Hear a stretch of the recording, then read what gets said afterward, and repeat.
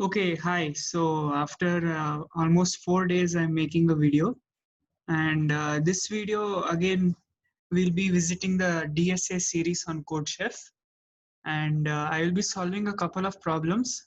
One is from the DSA Learning Contest 7. It is basically dynamic programming, and one more is from Contest 3, which involves STL, C++ STL. So this question it says it belongs to dynamic programming, but let us read and find out, do we really need to use dynamic programming for this?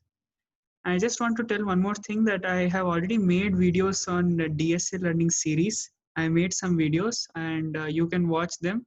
It is in the playlist. You can go to my channel and go to the competitive programming playlist. You will find it over there. Otherwise, I'll also put all the links in the description box.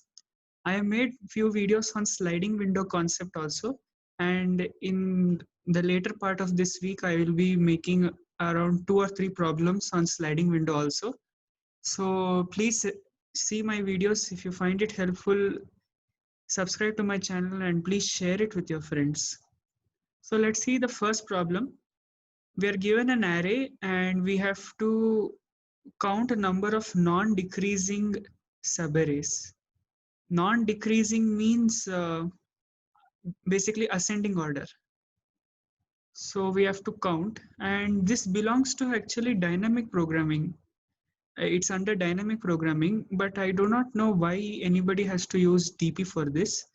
So if you are new to this programming, or you are a beginner, or maybe you are wondering how to solve it apart from using DP, let me tell you that.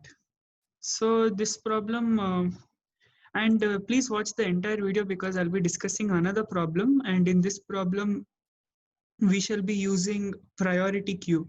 So if that is something new to you, please wait for that. Otherwise, you can skip to the part where I saw this, but I highly recommend you watch this also, because if there is a easier way to solve this problem, so I'll be showing that. So let us take an array. Let us say the array is 1, 2, 4, 3, 5. Okay. In this array, we have to count the number of non-decreasing subarrays. So let us see by observation how many we will get. Let us start from this index. Okay, this one element itself is a non-decreasing array. So we got 1. Then let's go here. 1, 2. Okay, it is non-decreasing. 1, 2, 4.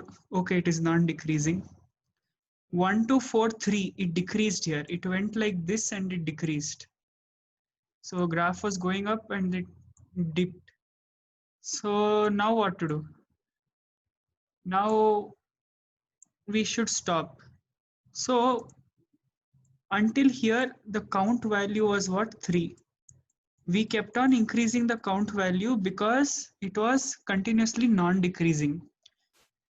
So with this count value, what we will do? We will use the formula n into n plus 1 by 2.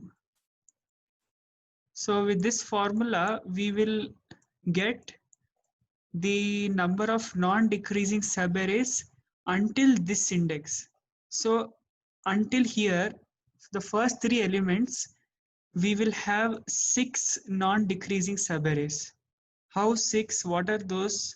1, 1, 2, 1, 2, 4, 2, 4, 2, and 4 itself. So 1, 2, 3, 4, 5, 6.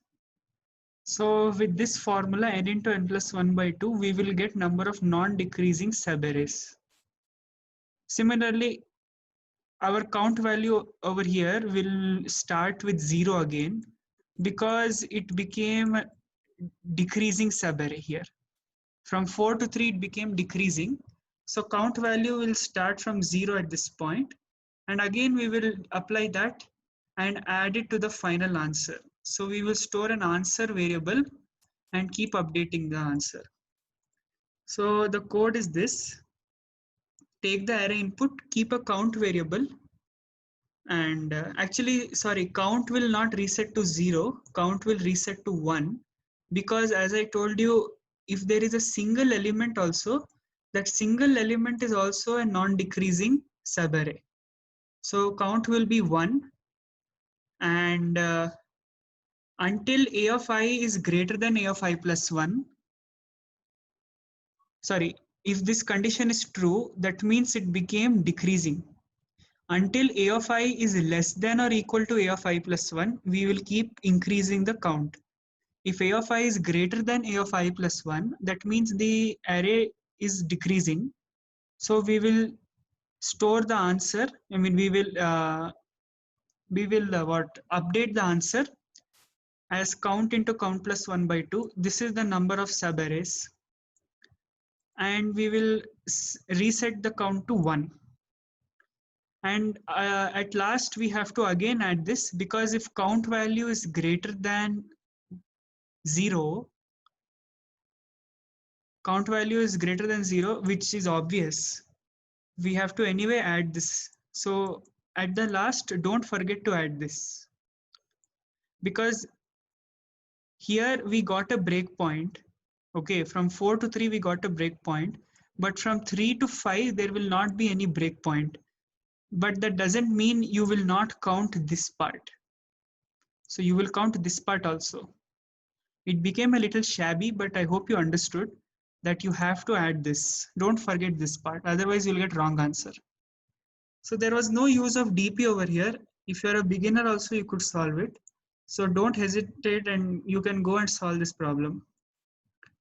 So that was the DP one, but not the DP one. So let's go to another problem. In this problem, we will be using priority queue. Our work will become much faster. So basically, there is some monster having a strength Z, and Naruto has N soldiers. Power of ith soldier is A of I, and you have to choose a soldier and he will attack this monster. Whenever a soldier attacks, monster health will reduce by A of I, but the soldier health will reduce to A of I by 2. So every action has a reaction. That means when the soldier attacks, his health is reduced to half the original health. So we have to find minimum number of soldiers required to attack.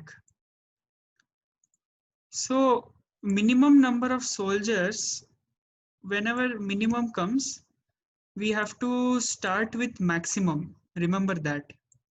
It's very obvious also. Whenever they say minimum, we have to find minimum number of something. We have to always look at max. And for max, we have to do other way.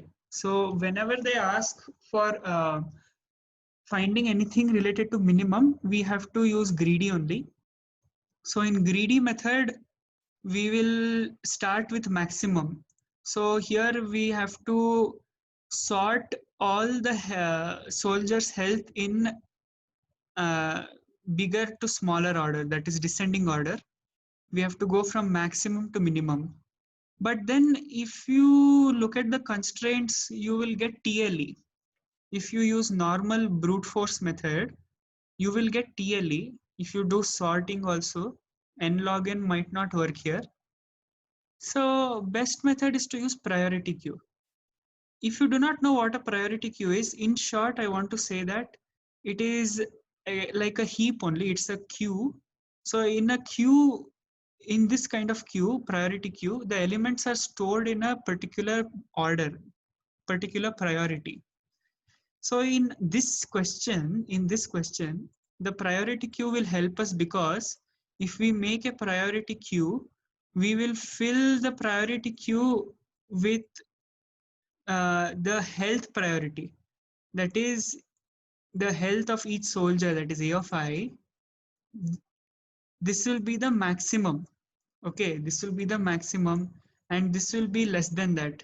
This will be less than this one. So like that, priority is highest health, lowest health. So priority queue inbuilt STL function we have. and I've called it max heap. Basically, it's actually the same thing. So priority queue advantage is we can remove everything, like removing will be O of one time, but disadvantage I think is, sorry, accessing will be O of one time, and DQ NQ operation will be log n time. But that is okay. I think this much will be fine. You will get the correct answer if you use priority queue. So in terms of concept wise, it's very clear. We have to use greedy approach. We have to, if we want to minimize the number of soldiers, we have to start with maximum health of the soldier. So like that, there is no problem in understanding, but use of priority queue, I wanted to explain here. So according to the question, the health of this monster or whatever, Z will be decreased by A of I.